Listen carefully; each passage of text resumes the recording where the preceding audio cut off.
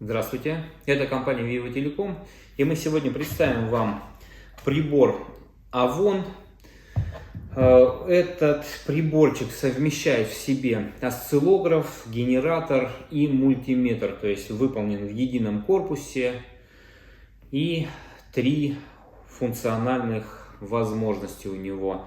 Единственная серия, вот это HDS сейчас, или HDS 200, у тех моделей, у которых нет в названии символа S, это только осциллографы и мультиметры, то есть генератора функции у них нет. По цифрам, да, HDS 242S, вот как у нас, он работает осциллограф у него до 40 МГц, где есть семерка, то есть 272, да, модель, она работает с осциллографом до 70 МГц.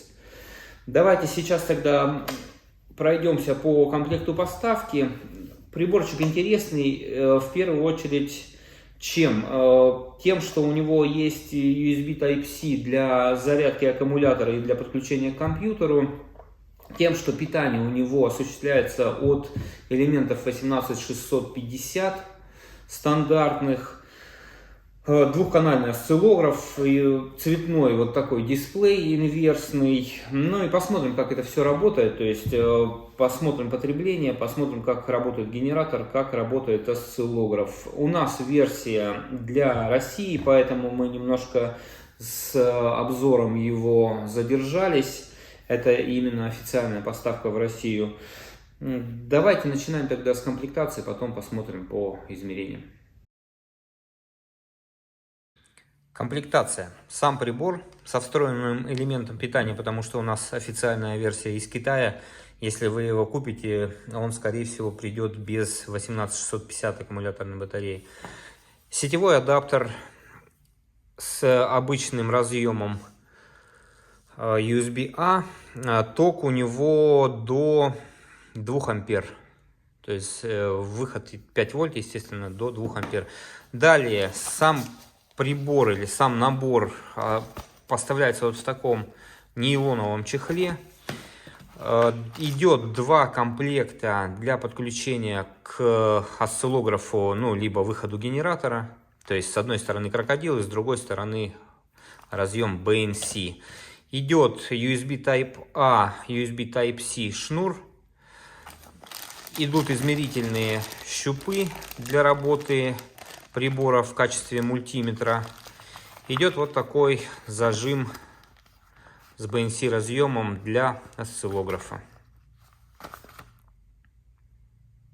Вот с такими насадками. Ну и, соответственно, набор документации. Так, теперь по конструкции.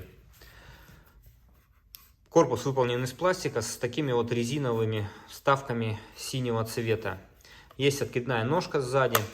Спереди у нас набор управления. Единственное, полной клавиатуры нет, поэтому какие-то номиналы, допустим, частот, вы вводить сможете только с помощью вот этих функциональных кнопок, либо стрелками. Далее внизу у нас расположены клеммы для подключения измерительных щупов для работы устройства в качестве мультиметра, кнопка включения питания, кнопка включения генератора и осциллографа, большой ЖК-дисплей. Далее сверху у нас находятся разъемы BNC, 2 канала для подключения осциллографа и 1 канал BNC для выхода генератора. Так, с левой стороны у нас ничего нет, с правой стороны у нас под резиновой заглушкой находится пара разъемов, ну или пара дополнительных контактов. USB Type-C для зарядки и подключения к компьютеру и 2 вот таких контакта для включения штатного встроенного генератора. Генератор у нас с этих клемм излучает 1 кГц и, соответственно, форма у него прямоугольная. Так, ну все, сверху я показал, снизу также ничего нет. Я сейчас тогда сниму крышку, покажу вам сам элемент питания и есть ли доступ к предохранителям. Разбирать мы устройство, пожалуй, не будем, потому что есть на YouTube, насколько я помню, по крайней мере, иностранные обзоры с разборкой его полной, поэтому время на это тратить не будем. Так, смотрите, сняли крышку. Питание осуществляется от двух элементов 18650. Емкость на них не указана, но я вот могу вам показать маркировку. Возможно, по этой маркировке можно емкость определить. Доступа к предохранителям нет, соответственно, только к элементам питания. То есть общее питание получается 7,4 вольта, потому что 3,7 вольта напряжения на одном элементе 18650. Ну все, я сейчас тогда все подключу, посмотрим, сколько потребляет приборчик. Так, давайте сначала тогда проверим прозвонку соединений. И заодно посмотрим, как прибор, насколько быстро включается. То есть я вот нажимаю, смотрим, как долго происходит загрузка. Ну, достаточно быстро, то есть около 2 секунд. Так, теперь, чтобы работать в режиме мультиметра, он по умолчанию включен. Давайте тогда на прозвонку, да, переключимся. То есть этой кнопкой мы переключаем. Ну, то есть на дисплее подсказки сразу есть, какая из функциональных кнопок за что отвечает в данный момент. Так, включаем прозвонку. Щупы используем родные. Провод жесткий у них, конечно. Колпачки вот такие странные, защитные. То есть не полностью они сверху одеваются на вот эти держатели, а именно на саму жилу центральную. Или на сам центральный контакт. Ну, смотрим, как работает прозвонка. Давайте я, наверное, сниму. Не очень удобно. Отвлекли. Снял я колпачки защитные. Смотрим прозвонку.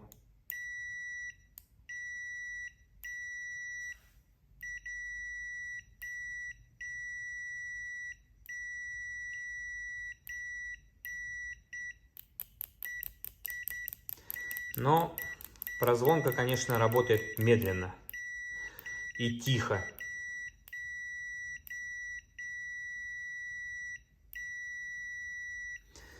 Да, на троечку прозвонка работает здесь не очень. Ну, то есть надо задержать. Видите, при быстром контакте она не срабатывает.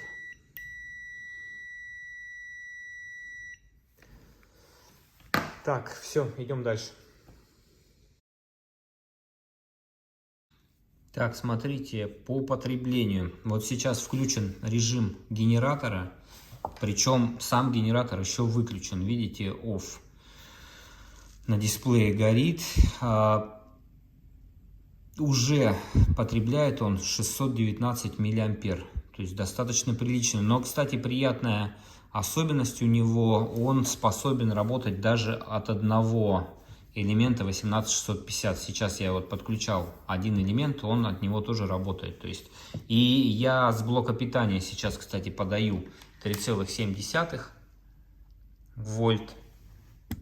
И аппарат работает. Ну, давайте я включаю тогда генератор, смотрим, насколько потребление изменится. Так, вот генератор включен, 644 миллиампера. Выключаю. Так, теперь смотрим режим осциллографа. Меняется, кстати, режим кнопкой мод. Переключаем. Вот режим осциллографа. Уже он автоматически включился. То есть в выключенном режиме 619. Во включенном режиме даже чуть меньше. Странно, да? 619, 617. Ну и смотрим режим тогда мультиметра. 633 миллиампера в режиме проверки напряжение. Так, 633. Далее давайте переключаться тогда между режимами.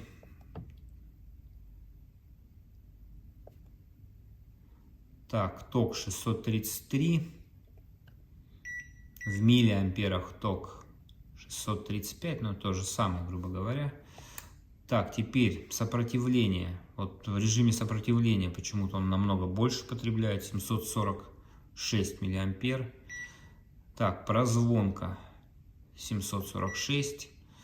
Проверка диодов 745-746 тоже. Проверка конденсаторов 745. То есть на напряжениях он потребляет поменьше. Вот в этом режиме, в крайнем, он потребляет побольше. То есть 633 и 744. Так, давайте тогда... Да, вот он, кстати, показывает низкий заряд батареи. Сейчас напряжение 3,7 вольта подается. Давайте посмотрим, до какого напряжения он способен работать. Я понижаю. Так, 3,6, 3,5.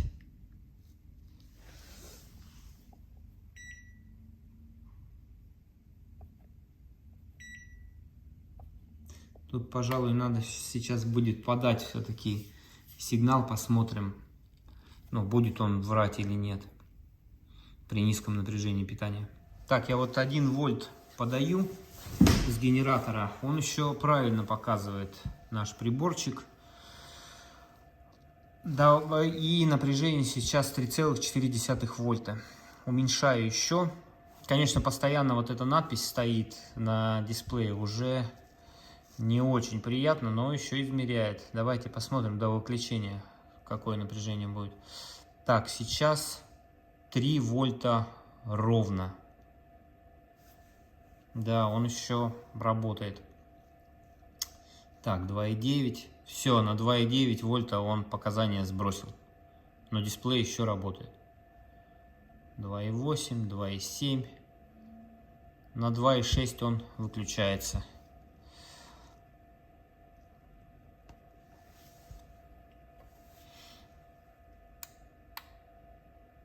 Так, ну вот 4 вольта я подаю. В принципе, индикатор батареи даже больше половины показывает. 3,8, 3,7. Тоже еще половинку показывает. Ну, то есть есть какая-то у него инертность все-таки в показании напряжения на батарее. 3,6, 3,5. Интересно, здесь в режиме генератора уже 3,5, и он еще не показывает низкий заряд батареи. Давайте я переключусь обратно в режим мультиметра. Да, вот сейчас я 3,5 подаю. Он еще мне не сообщает, что низкое напряжение питания. 3,4, 3,3. 3,2.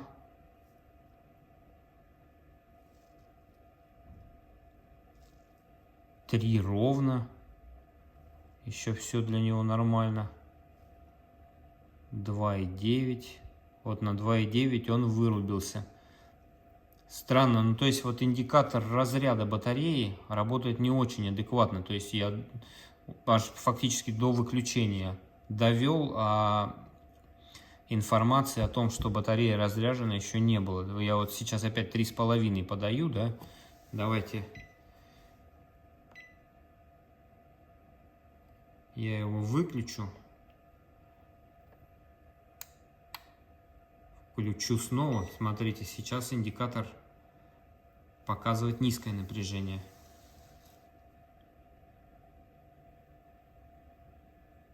Сейчас вот 3,3 вольта подается.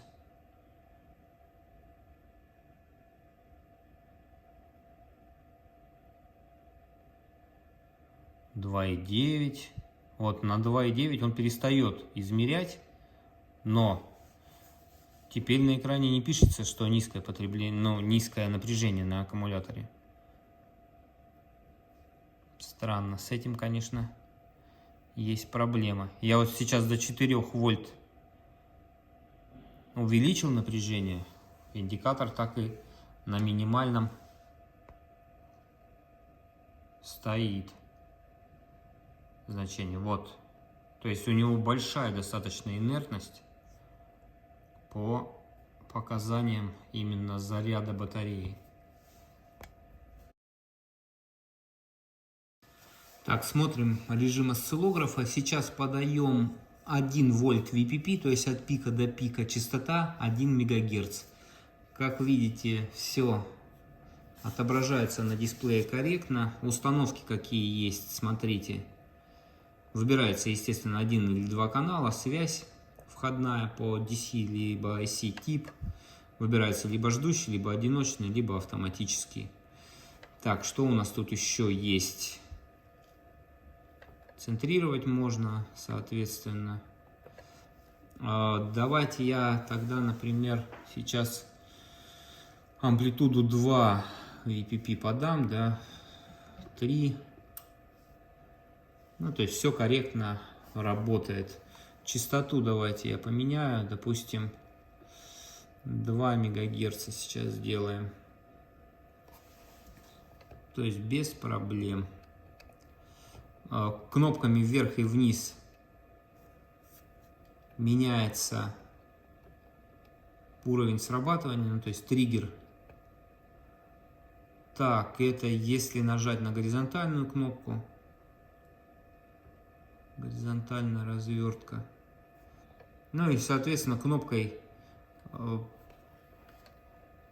зеленой, ну, в смысле запуска, да, осциллографа, вы можете остановить измерения, либо включить их заново. Так, ну давайте, да, теперь тогда попробуем другие сигналы поподавать. Так, вот развертку, конечно, не очень удобно менять стрелками. Был бы какой-нибудь круговой переключатель, было бы лучше.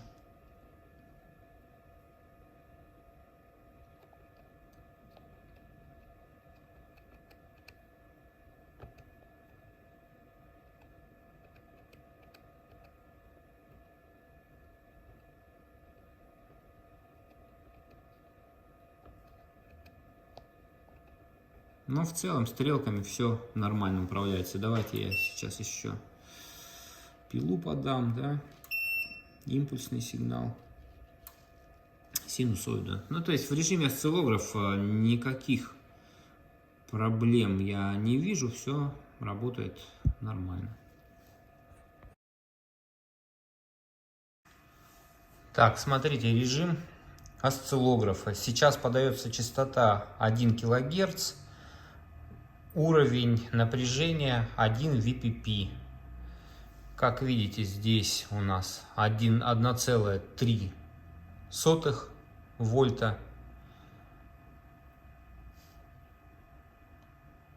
То есть на 0,02 он больше подает. Ну и 1 кГц, вот нижняя строчка, вы тоже можете наблюдать.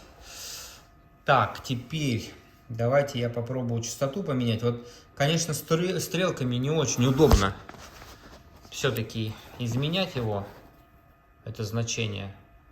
Хотелось бы все-таки круговой какой-то переключатель иметь, либо полную клавиатуру. Так, это сейчас у нас подается 2.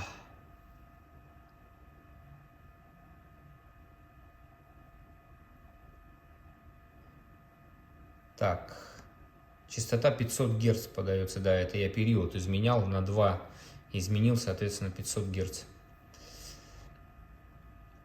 Так, 600, 700, 800, 900, 1 кГц ровно. Так, 2 кГц, 2 кГц ровно, 3 кГц, 4 кГц,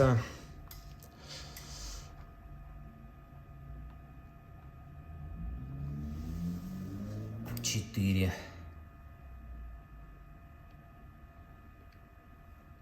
6 килогерц. Ну, то есть особо проблем нет. Единственное, вот как вот на мегагерцы, да, сразу, если я хочу поменять, да, появляется дополнительный разряд. То есть, если я, допустим, хочу сразу на 120 сейчас уйти, да, или вот хочу я 1 мегагерц поставить, да, тогда мы смещаемся стрелкой влево и меняем разряд. То есть, вот видите, я уже на десятки килогерц, да, ушел. То есть, сейчас я кнопку вверх нажму, и, соответственно, у нас будет сигнал 10 мегагерц. Только почему-то он 10 мегагерц не подает, да? Он подает частоту 19 килогерц. Странно. Вот я сейчас убрал килогерцы, да, с дисплея, и он мне стал подавать 10 мегагерц. А если я... Но нет, значение теперь меняется. Странно, конечно, тоже как-то он себя повел. То есть я вот сейчас сотые доли мегагерца меняю, значение меняется. Допустим, 10,11. А вот до этого, давайте я вот верхний разряд сейчас уберу, да, 110, ну, то есть 11 сотых мегагерца, то есть 110 килогерц.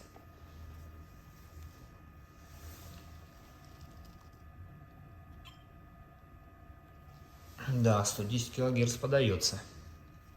Какой-то был сначала, какая-то была проблема. Вот сейчас опять верхний разряд меняю. Да, 10,1 мегагерца подается. Ну, то есть с осциллографом я тоже проблем не вижу. К форме сигнала, смотрите, синусоида сейчас, да, подается. Теперь вот такой вот прямоугольный сигнал на 10 мегагерцах, конечно, он с большими искажениями подается. Максимальная, кстати, у него частота 5 мегагерц, то есть он мне 5 мегагерц теперь подает. Давайте я уменьшу, например, до 1 мегагерца его. Но искажение тоже, как вы видите, верхний, передний, задний фронт искажен. Так.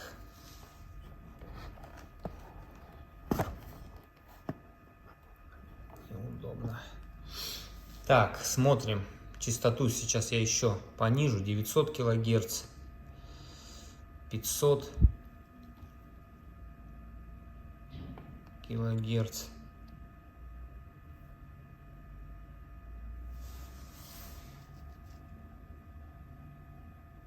Как видите, все равно, да, фронт немного имеет искажение. Так, переключаем следующую форму тогда.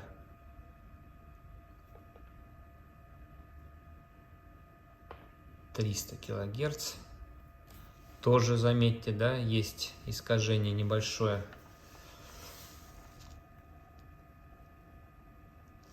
Этого хорошо видно.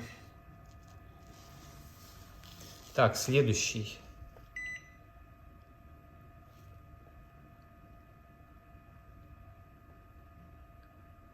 И вот такой вот сигнал.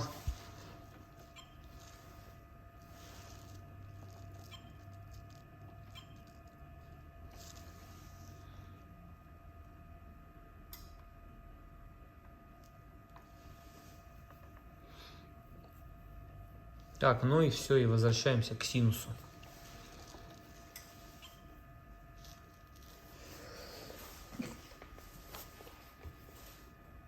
Но тоже, в общем, проблем я особых не вижу. Был какой-то, конечно, сбой небольшой при переключение в мегагерцы. Почему-то он не хотел показывать именно значение в мегагерцах сигнала, а показывал выставленное ранее значение в килогерцах.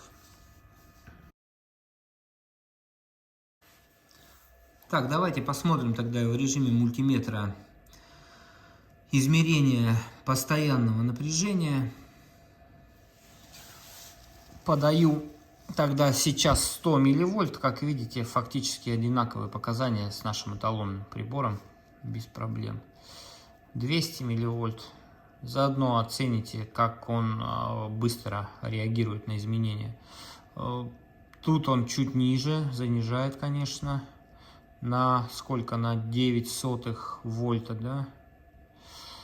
Так, 300.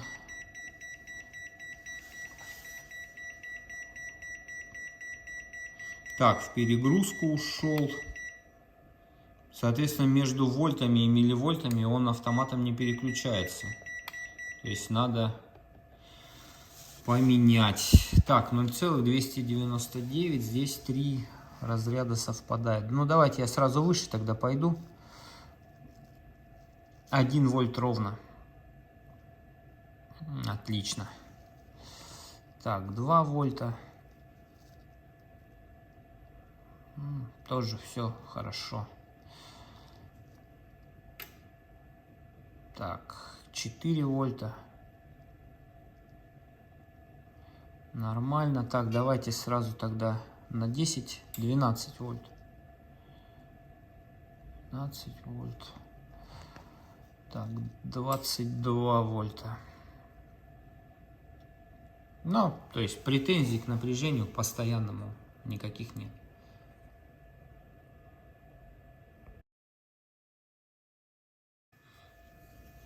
Так, проверяем переменное напряжение. Сейчас вот подаем 100 милливольт в РМС. Сигнал с 50 Гц синусоида. Смотрим, то есть автоматически он не распознает переменное напряжение. Надо переключаться вручную, то есть нажимая вот на верхнюю кнопку F1. Нажимаем. Получаем 98-97 милливольт. Если в милливольты мы переключимся, то вот 99,9 милливольта. Так, давайте амплитуду тогда будем менять. 200. Вот опять сразу мы вышли за предел. Соответственно, тоже он автоматом не переключается в вольтаж. Надо его кнопкой переключать. Так, 201 милливольт.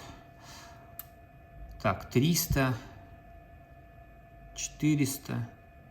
Тоже измерение достаточно быстро происходит, но немножечко он завышает на 0,02 вольта.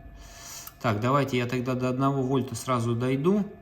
Естественно, мультиметр TrueRMS измерение делает, и производитель указывает от 40 до 1000 Гц. Давайте я тогда на 1 вольте сейчас буду менять частоты.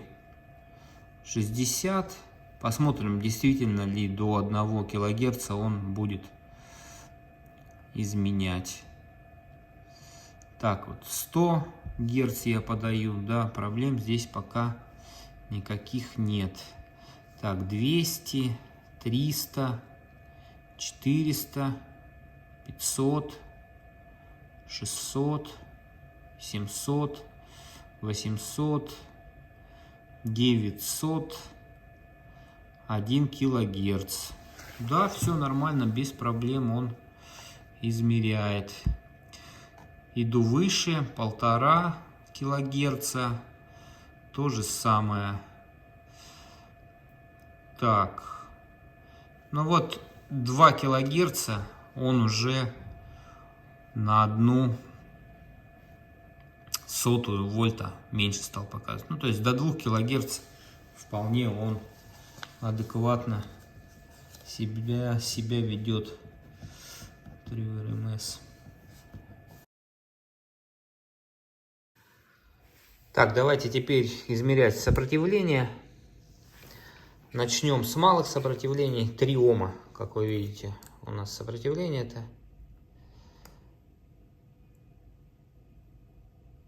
Да, 3,2 Ома. Так, теперь 4,7 килоома.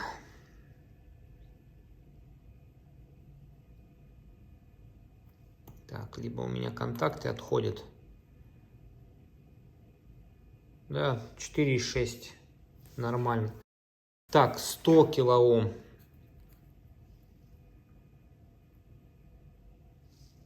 Да. 4,7 мегаома. 4,7.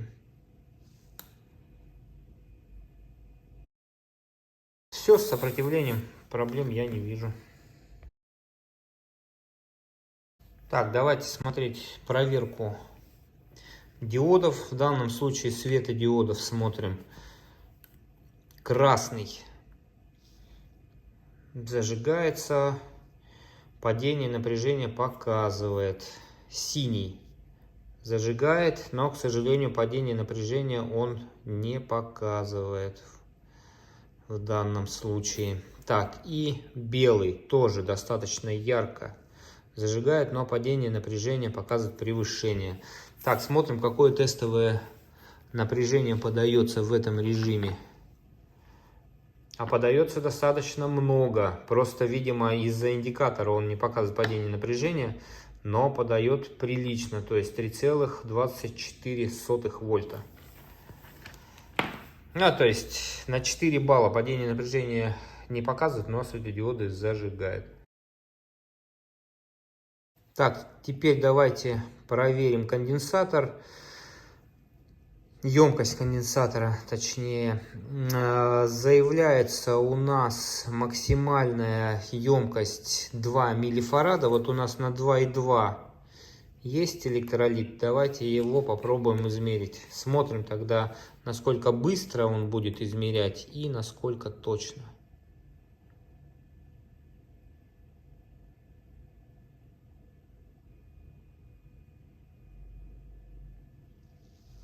Ну вот 2,15 миллифарада. Давайте попробуем еще на 4,7 у нас миллифарада. Посмотрим, может быть выше заявленных он все-таки измеряет. Смотрим.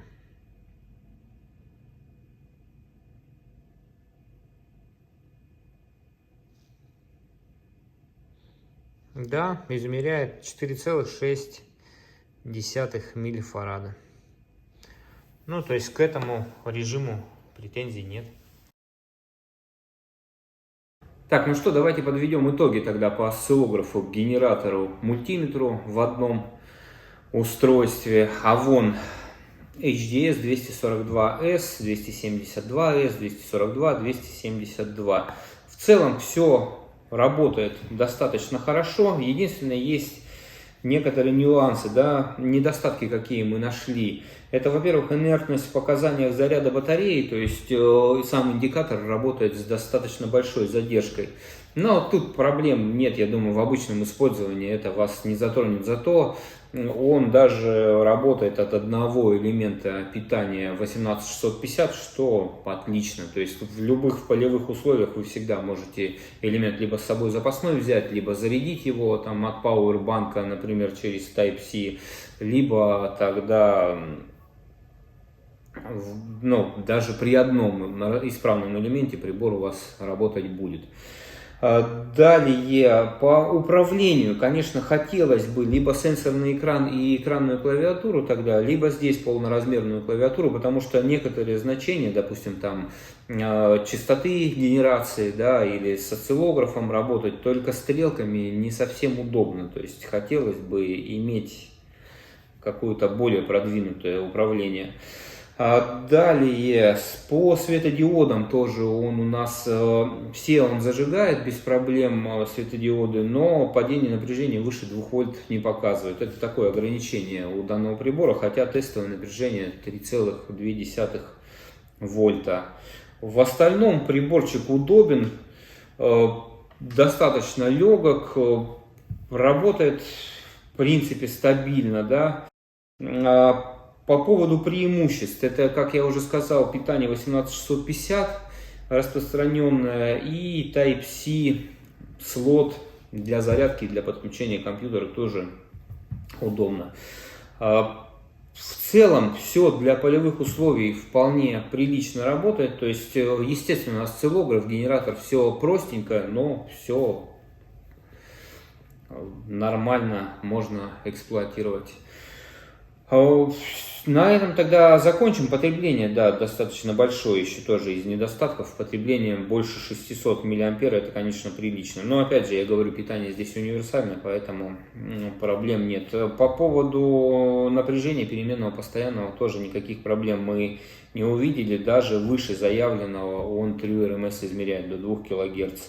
По емкости конденсаторов тоже выше заявленного. Поэтому тут придраться не к чему. Прозвонка, да, еще могла бы быть и побыстрее, и погромче зуммер работать. В этом еще недостаточек тоже небольшой. Ну все, на этом тогда закончим. Сильно в детали мы вдаваться не стали с этим прибором. Во-первых, нет времени, во-вторых, в принципе, основные параметры проверили. У кого вопросы есть, задавайте их в комментариях. Это Vivo Telecom. Подписывайтесь на канал. Всего вам доброго. До свидания.